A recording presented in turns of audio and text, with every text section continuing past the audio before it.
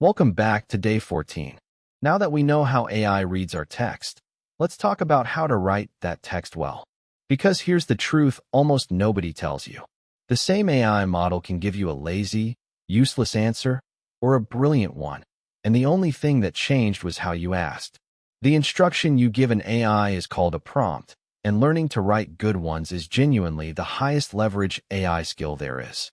Today we'll cover the basics of prompting, and then prove it live. We'll ask the exact same AI a vague question and a specific one and watch the answers transform. Let's dig in. Let's start simple. A prompt is just your instruction to the AI. It's whatever you type in the box. Write me an email, summarize this, fix my code, all prompts. That's it. No magic word, no secret syntax. But here's the key mindset shift. The AI is not a mind reader. It only has your words to go on.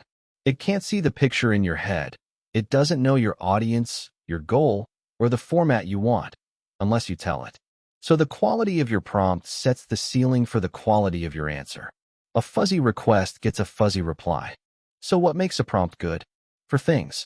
First, be specific. Spell out exactly what you want instead of hoping the AI guesses. Second, give context. Who is this for? What's the goal? Any background that matters. Third, state the format. Do you want 3 bullet points, a 2-line poem, a formal email, 50 words, or 500? Say so.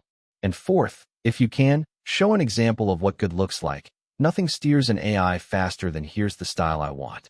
Nail these 4, and your results jump dramatically. Let me show you the difference for real. Here's the experiment.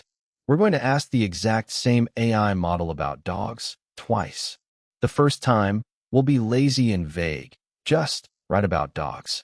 The second time, we'll be specific. We'll ask for a 2-line rhyming poem about a golden retriever puppy, written for a 5-year-old, in a cheerful tone.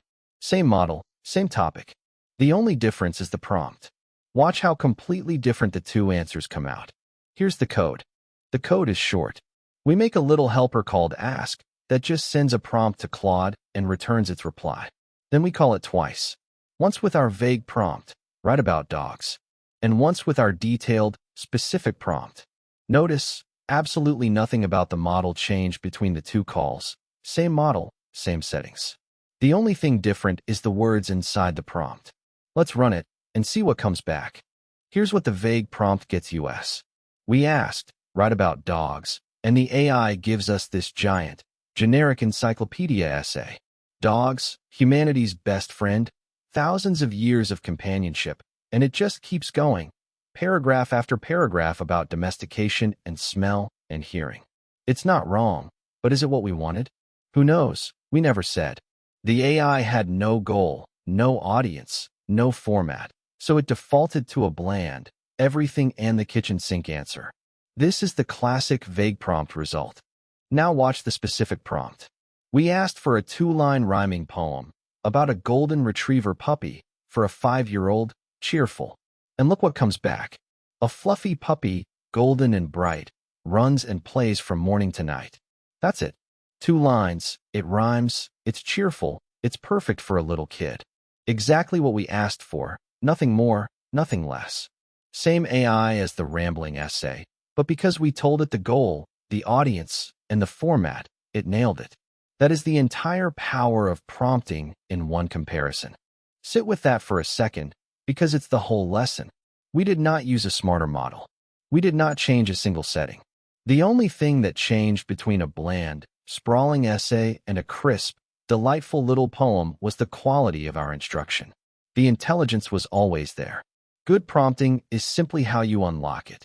When an AI gives you a weak answer, the first thing to fix is almost never the AI. It's your prompt. If you want a simple recipe to remember, try this 4-part structure. Start with a role. Tell the AI who to be. You are a friendly science teacher, for instance. Then the task, exactly what you want done. Then context, who it's for, the goal, any limits. And finally the format. How long, what structure, which style. You don't need all 4 every time, but the more of these you include, the sharper the answer. Role, task, context, format. It turns a vague wish into a clear brief the AI can actually follow. And here's the blunt way to remember all of it. Garbage prompt, garbage answer. If your request is vague, rushed, or missing the goal, the AI has no choice but to guess, and you get a mediocre, generic reply. But put a little care into a clear, specific, well-structured prompt, and the same model will often surprise you with exactly what you needed. Clarity in, clarity out. Prompting isn't about tricking the AI, it's about communicating clearly. Let's lock it in. A prompt is simply your instruction to the AI, and it sets the ceiling on your answer. To get great results, be specific, give context, and state the format you want, and show an example whenever you can. We proved at Live. The same model went from a bland essay to a perfect little poem purely because the prompt got better. Master this one skill, and you'll get more out of every AI tool you touch. Garbage prompt, garbage answer, but a clear prompt, a great one.